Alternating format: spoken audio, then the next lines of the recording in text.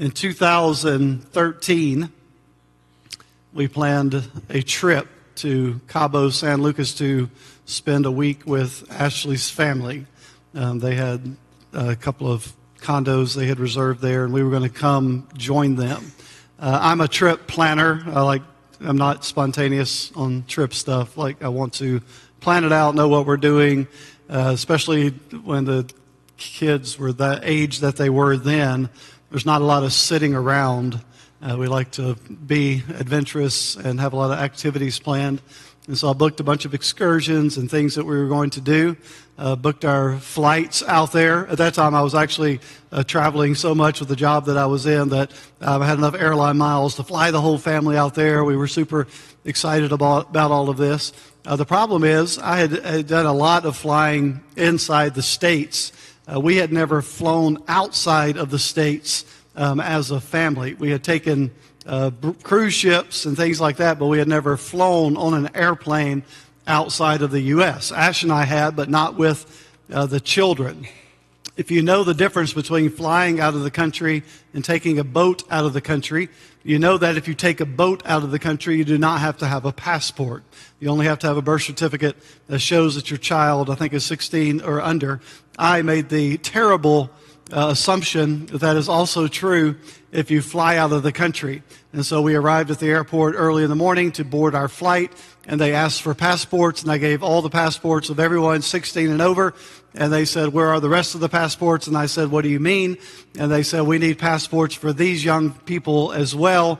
And I proceeded to get into an extended argument in which I was on the wrong end about why they didn't need passports.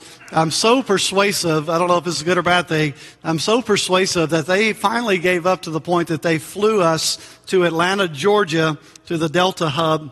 Because I was persuaded if I could somehow get to the home base of Delta, that I was a Diamond member, that I could persuade them to fly us to Cabo, all of us. And got there, and the answer was still a great big no. And so all of my plans had to change instantaneously. What we had to do is there happens to be in Atlanta a place that you can get a same-day passport. And again, this is 2013. It's not 2025. Things are a little different now. But in 2013, there was a downtown Atlanta office that would give a same-day passport to a select number of people that were there first. You didn't know how many they were going to take, but they would take a handful of people based on the capacity that they had, and then they would take those in. You could do the processing and get a passport that same day. I jumped on, this was a Saturday when all this is going down. I jumped on the phone. Fortunately, because I had status, Delta was willing to work with me to rebook all of my flights for free. I called all the excursion places that we were supposed to be at the first of the week, moved all those out, rented a car, drove back to here to get all the documentation they needed to get a passport, went back to Atlanta, and we were in line at that office at, 4 or 5 a.m., and we were one of the first ones in that first select group that got in and got a same-day passport, and were able to fly out the next morning, which at this point was Tuesday. We were supposed to have left on Saturday to go and to enjoy our vacation. They were able to extend the condo a few days. We were able to rebook stuff, and so it all turned out well. But I learned a valuable lesson through that process. One, about passports. So now we have like a passport, like Levi was like 2 the next time we flew out of the country, so we have this passport. I think it's still active, of Levi, and he's like a little 2-year-old sitting in the picture. And now you take him to the airport, like, same kid, like, all right. And so I learned a valuable lesson about passports that day, but I also learned this lesson. My detailed life plans can change in a moment's time. Can change in a moment's time. These verses we're walking through in James today, which, by the way, I thought we were going to have to take James into January of next year, but I think we're going to get it in before the end of the year. So fingers crossed, no promises. But that's the direction that we're headed. I'm not planning that, but these verses are the conclusion of this larger section that began in the first verse of chapter 4, where James is dealing with this spiritual divided, he calls it spiritually adulterous, heart that generates conflict among believers, pride, worldliness, and self-centeredness. And James invites his readers through these last few weeks to humility before God.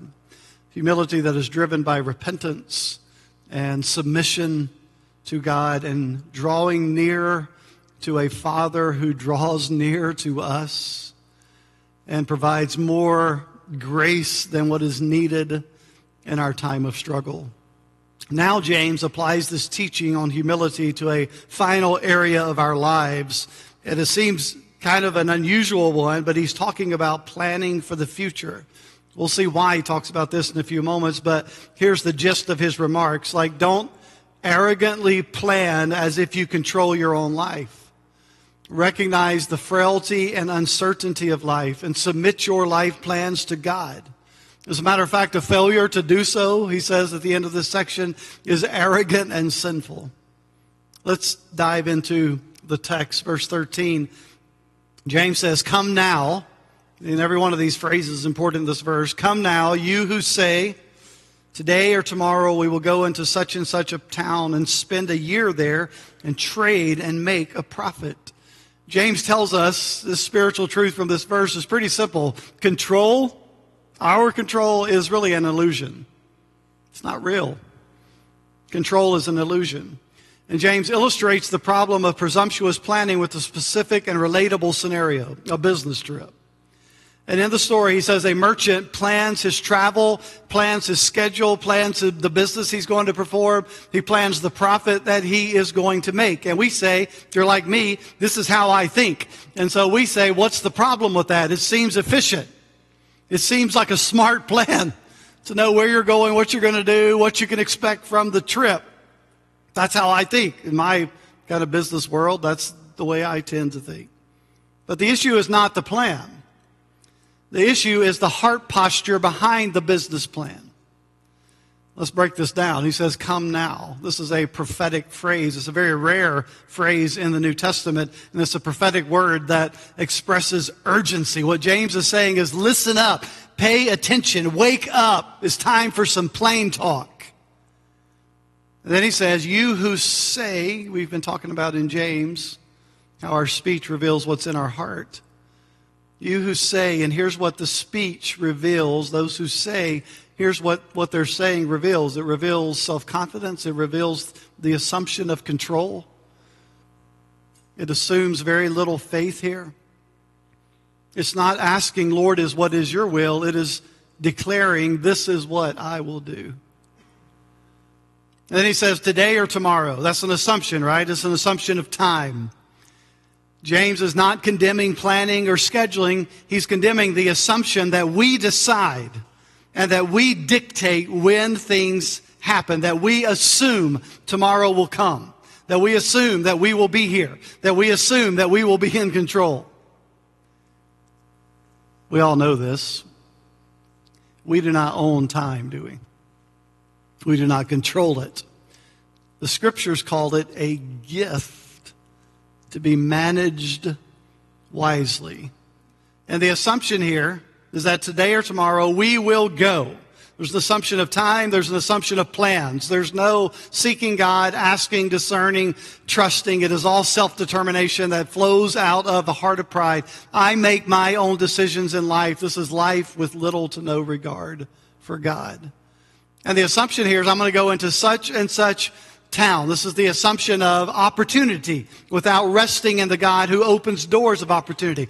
I'm going to spend a year there, he says. I'm going to trade. I'm going to make a profit. This is the assumption of control over our outcomes. Again, living life with no dependence upon God. Presumption, pride, independence. I've heard others describe this as, listen, practical atheism. That we believe in God, but we do not live life as if there is a God. That we assume upon Him. That we assume we're in control. The illusion of control. You see, the sin here is not rejecting God. The sin is forgetting God in the everyday matters of life. Living life as if there is no God, regardless of what I claim to believe. Verse 14, he continues to lay this out for us. Yet, it's a transition word. You assume, yet you do not know what tomorrow will bring. What is your life? For you are a mist that appears for a little time and then vanishes. James says not only is control an illusion, but life itself is fragile and life is fading. It's fleeting. The reason that God, absent planning, is foolish is because we have neither knowledge nor control of the future. James says, you do all these things, yet you do not know what tomorrow will bring. Our understanding is limited. In case you did not realize this, but we are not omniscient. You know what omniscient means? All-knowing. We're not God. We are not all-knowing. And I know some of you are like, you haven't met my husband. He thinks he is all-knowing, but we're not. We're not omniscient. We have limited perspective. We have limited information. We have limited insight. We speak as if we know, but we can't even predict the weather, right? Is there any more job security than a meteorologist? Like, you don't even have to get it right? It's just like, just kind of point at a green screen and hope for the best. We've all been victims in recent times of I love how we do this around here, the Alabama severe weather alert. Severe weather alert on Tuesday. And then it ends up being what? All sunny. We just experienced this at Trunk or Treat. Move trunk or treat. Cancel plans. Don't come. Weather's going to be severe. I think I heard birds chirping at 6 o'clock. We can't even control the weather. Now, I know we love to say here in Alabama, by the way, this is not a phrase that is exclusive to Alabama. Every state I've ever lived in or visited says this same thing, okay? So there's no monopoly on this phrase in Alabama. If you don't like the weather here, just wait. What? It'll be different tomorrow. Every state says that, by the way. But the idea is we can't predict the weather. We can't control even the weather, much less life itself. Life is fragile and fleeting. We do not know, we do not control tomorrow. Now, this is not pessimism. This is reality that is grounded in our human limitations and God's eternal sovereignty. And then James asks this sobering question, what is your life? And the answer to this question is, he says, you are a mist. You are steam. You are breath on a cold morning. Let me put this in a way that some of you can understand. You are vape smoke. You're here for a second, and it's gone. I work with a bunch of 20 and 30-year-olds that are on my team, and vape smoke is here and gone in a moment's time. That's what he says here, right? You are a vapor. We are momentary in the scheme of eternity. We appear for a little while and then poof, we vanish. Have a great week. Like, what's his point? His point is life is fragile and temporary, and you are limited, and we rest and depend upon the one who is eternal. Verse 15. Instead of saying all these things, here's what I'm going to do, I'm going to be in control, I'm going to do all these things. Instead of living as if there is no God, instead you ought to say, remember, words reflect the heart. Instead you ought to say, if the Lord wills, we will live and do this or that. So James gives us the contrast here, and he says that submission to God, which is the context of this bigger text, submit to God, live under his authority, under his umbrella. Submission to God is the proper posture of our attitude toward the future, that he is in control. James provides us the solution to self-reliant planning. It is a different worldview. It's a different perspective. And the worldview, the perspective he gives us is a if the Lord wills perspective. This is a worldview that recognizes God's control over my life, God's control over my plans, God's control over outcomes. You ought to say, James says, and the word here again, we'll go back to our English grammar lesson last week. It's an imperative. It's a command. You ought to say, this is a command. It's not a suggestion. That humble dependence on God is not a suggestion for followers of Jesus. What we ought to say is, if the Lord wills. This is a worldview that recognizes I am limited and God is not. I am temporary and He is eternal. I am limited and He is sovereign. It is a worldview that recognizes my limitations, my dependence on God, and my trust in His sovereign control. We love that little phrase, if the Lord wills, but this is more than just a slogan. It's more than just a Facebook cliche. It is a posture of the heart that says, God is sovereign, and I'm going to live and plan as if He is in control. Now listen, this is not fatalism. This is not, I'm not going to do anything. But this is active planning under His authority. One of the little phrases that my mom, before she passed, would often use, and Ash would often make reference to this. We would say something, Mom, we're going to do this or that, or some type of plan. And her favorite little phrase when we would say that was what? If the Lord wills. That was my mom's favorite little phrase that comes out of this. And the point of that is my mom was living with a perspective of God's in control. That our plans are under the umbrella of His authority. Tomorrow is not guaranteed, and every day and all of His activities are a gift. And we are to plan faithfully and trust God is in control of the outcome. Remember, the root of this discussion is our heart. And pride says, I've got this. And humility says, God's in charge and He's got this.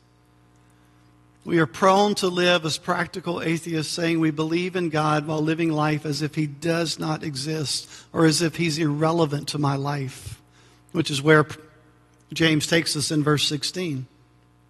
As it is, you boast in your arrogance, and all such boasting is evil. James says that this pride, this divided heart that we wrestle with, that this pride turns our hearts into its own little God. Its own little God. He says we boast in our arrogance. This is the idea of pretentious self-confidence or self-authority, that I'm in control. And that planning without depending on God is self-centered. It is acting as if we control outcomes, living as though God is unnecessary. And when that happens, I become my own God, sitting on the throne of my heart, pretending that I have some type of control over the future. And James says all such boasting is arrogant and evil, leaving God out of my life. And then remember, this is written to Jesus followers. Leaving God out of my life is sinful. It puts me in the place of God, and it is spiritually dangerous.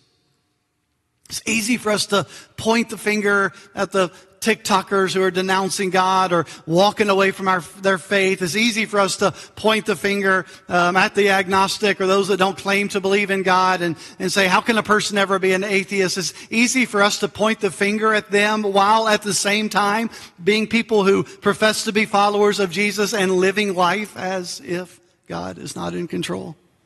As if He has no say in my everyday life. As if He's irrelevant unless I need to call on Him for a reason. All such boasting is evil, James says.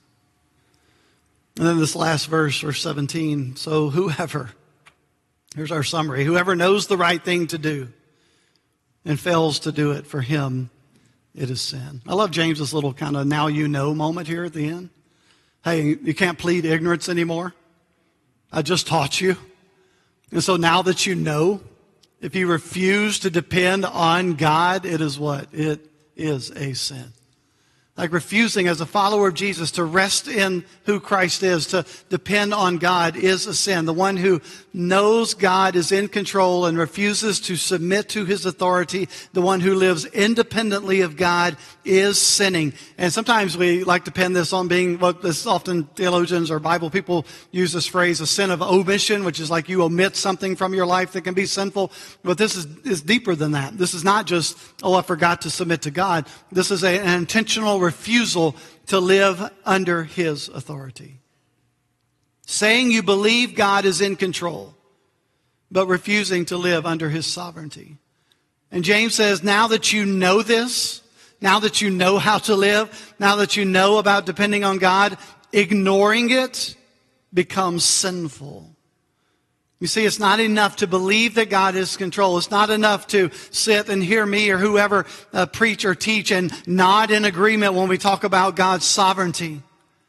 It's not enough even to understand the concept. We must plan and live and make decisions in real-time dependence on God. Let me summarize these verses. James confronts believers who make confident, detailed plans for the future without any regard for God. And he says this attitude reveals a heart of self-reliance that assumes control over our time, control over our plans, control even over our future. And James counters this by reminding us that life is brief and fragile. It is like a mist, and that the future is entirely in God's hands. So instead of planning as if we are in control and we are sovereign, we are called to live with a humble posture that says, if the Lord lives, we will live and do this or that. This posture reflects faith and dependence and recognition of God's authority. And ignoring God in everyday life is not just misguided, it is arrogant and morally wrong. And because we know what faithful dependence looks like, failing to live this way becomes sin. All right, let's get plain talk here. Anyone feel like you got this down, nailed it? Like, oh man, every moment of my life I'm living in dependence on God. I make no future plans without praying about it, discerning through it. All of my life is depending on God, resting in God. So I'm living without sin in that area of my life because I'm just trusting in God. Anyone feel that way? You nailed it? Like, I got this. I've nailed it. Figured it out. No, none of us. And that's why every week here at City Church, we have to circle back. We have to circle back to the gospel. We have to circle back to what Jesus has done for us. Because if we're just trying to hold ourselves up to this standard of like, the way to live without sin is to live your life completely depending on God. If we somehow can muster that up, right? Somehow pull ourselves up by our bootstraps and do better, then we're missing the gospel. And so we have to circle back every week and take this to Jesus. And here's what we're reminded of through the teaching of James about the gospel and the intervention of Jesus on our behalf in these areas. One, recognize that Jesus demonstrated true dependence on God.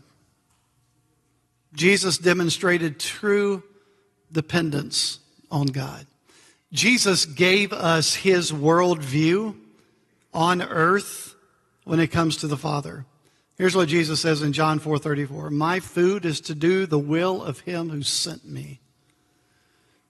My nourishment, the way I live life, Jesus says, is to do the will of him who sent me. Jesus models what it looks like to live under the sovereign rule of the Heavenly Father.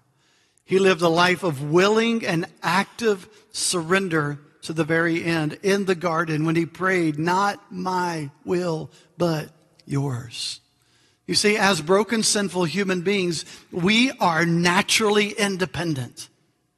We gravitate toward it, making our own decisions, relying upon ourselves, particularly in our American culture where that is the heart of our Constitution, right? Is to pull it up, do better, make something of yourself. And we hear that from the time we are children in the American culture that we live in. And in many ways, it is diametrically opposed to our absolute need and dependence upon the good news of Jesus.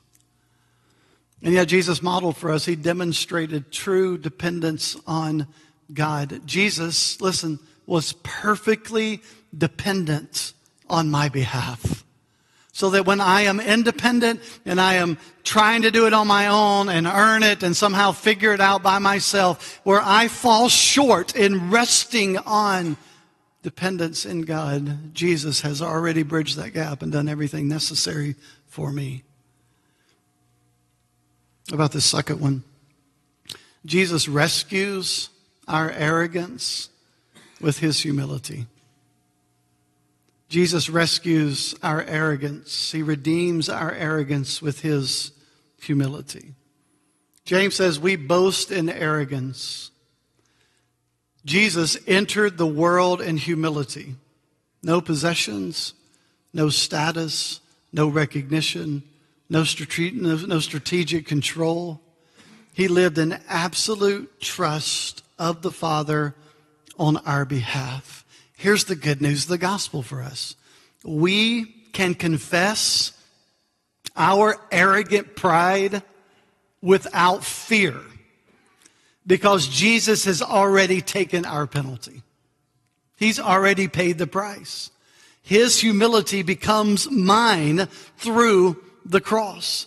And so when I live in arrogant pride time and time again, when I'm stretching the limits to live with my own independence, figure it out on my own, not resting in what's been done, scrambling, worrying, trying to make it happen, when I live that life, I can approach the throne of grace. I can rest in him without fear. And I don't know about you, but for me, this is one that's on repeat in my life. That I am constantly having to come back to the Father and say, I've done it again. I've tried to figure it out again. I've presumed again. I've taken it in my own hands again. I've jumped the gun again. I've tried to control it again. And based on what Christ has done, based on the humility in which he came and lived and died on a cross for me, I can come back again and again and again and be reminded what Jesus has done for you, Devin, is enough. Rest in him. My mercies are new for you every day. Because Jesus rescues me from my arrogance with his own humility and sacrifice. And then I love this one. Jesus revealed our value. Jesus revealed our value. When we talk about you are a fading and temporary mist, you know what that can do? It can make us feel less than, right? If that is our only reality, you are a fading mist here today, gone tomorrow, we are left to live life with little or no hope. So, guess what? If that's the case, if you're here momentarily, get out of life everything you can. This is the YOLO mentality, right? You only live once. Like, go for the gusto.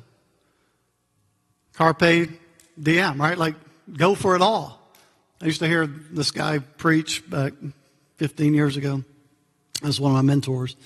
And he would talk about these things, and he would say, look, if there's nothing beyond, just we're here today and gone tomorrow, and there's no eternity, and there's no gospel, he's like, just live for everything you can get out of it. Like, and he would say, like, watch out for your wallet and watch out for your wife, because people should come after both if there's no tomorrow, right? His point was being like, live for the temporary, live for the now.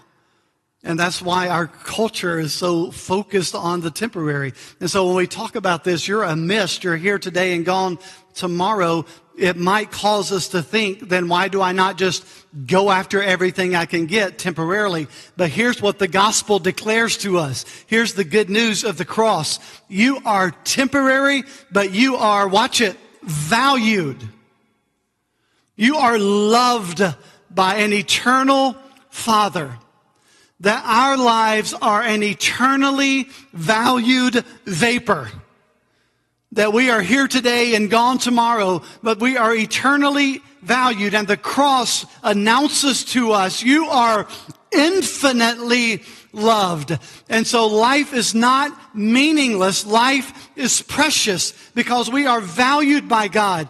Jesus took on human frailty. He died in it, and he rose to give us eternal life. Let me talk to you for a second. Some of you are feeling the weight of the vapor, aren't you? You're feeling the weight of the temporary. You're feeling the weight of the mist. And you're struggling. You're struggling with the frailty. You're struggling with the brokenness. Your life seems to be constantly falling apart. Wrong decisions seem to always be there. And you do not feel valued. You do not feel loved. You do not feel redeemed. Hear me today. God the Son took on our humanity. He took on our frailty. He absorbed our brokenness. He felt the weight of our humanity. He lived the reality of our human experience. And he did so without sin, without failing, without falling, without compromising, without yielding to the darkness. He did so on our behalf. Which means, and here's the last announcement about Jesus, about the gospel from this, which means Jesus empowers us to do the good that we know. To borrow James's phrase here, Jesus empowers us to do the good that we know. We are not left alone in our weakness. The Holy Spirit empowers us to act on what we know, to plan with humility, pray over decisions, live in obedience to God, and live a life of active surrender and humble dependence. And that's why life in Christ is not about self-effort. It is about humble reliance. It is learning to rely on the one who obeyed perfectly and selflessly on our behalf. How many of you still own an old school? It's probably like, matter of fact, we're going to make this the qualifier. It's got to be like at least this big. You own an old school, like at least this big, Rand McNally type map. Look at you. Everybody just raise their hands over 60 years old. Everybody, if you're under 30, you're like, Randall who? Wait, there's books that have maps in them?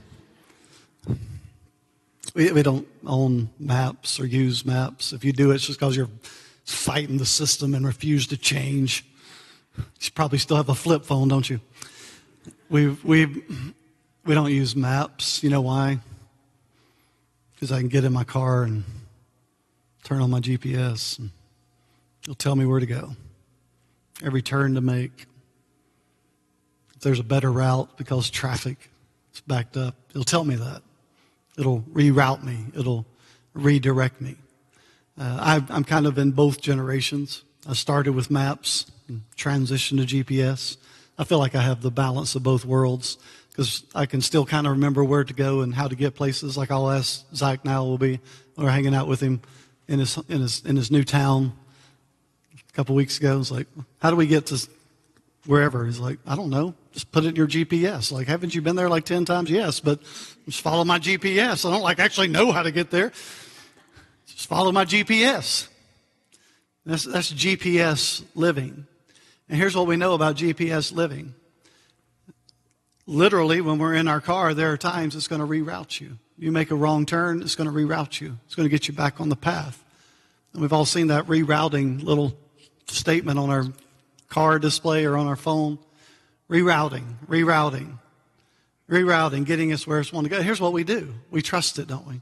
We may grumble about it, complain about it. I'm going to end up in the middle of nowhere. And we always know somebody or have some experience. It's like, it took me right to the middle of nowhere. And that's kind of our worldview. When the reality is, about 99% of the time, it gets us right where we're supposed to go. And so we trust it. And we make the turn, we hang the left, and we reroute. And because we trust it to get us where we are going. And I want to ask you a bigger life question than just have you plugged your phone into your GPS or have you pulled it up on the display of your vehicle. This is a life question. Will I trust the one, listen, who created the world and controls all things? Will I trust him with my life direction? And sometimes it's going to mean rerouting, isn't it? Sometimes it's going to be, here's all my plans. Here's what I plan to do, how I plan to get there. Here's the accomplishments I plan to obtain. Here's the job I plan to take. Here's the education I'm going to get. Here's the person I'm going to marry. Here's the kids we're going to have, the home we're going to live in. Here's what our life's going to look like. And sometimes life comes along and says, all those plans you have, they don't mean anything. They're going to change. It's not going to look like what you thought it was going to look like. And the question for us is, am I going to live with the worldview? Am I going to live my life as a follower of Jesus with the perspective that, God, I'm going to be active in my plans, and I'm going to, I'm not just going to live passively. I'm going to be intentional, but while I'm being intentional, I'm going to lean into you. I'm going to trust that God is in control.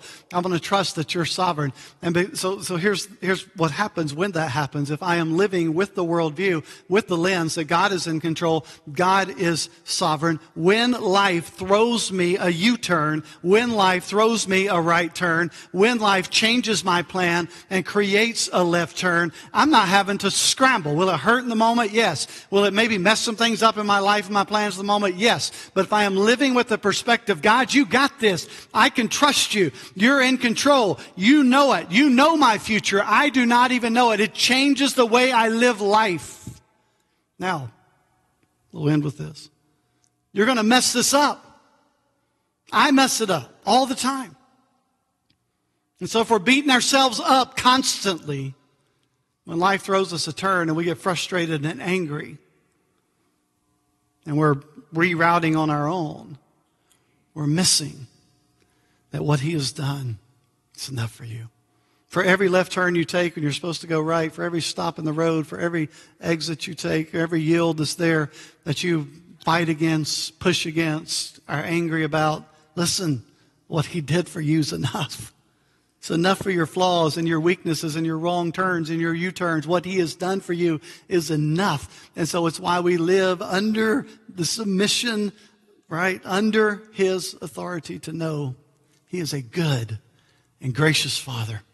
And even when my turns are wrong and life throws me a reroute, I can trust him because he's good and faithful, and I will rest in who he is. That's a faith that works in my everyday life. Let's bow our heads for prayer.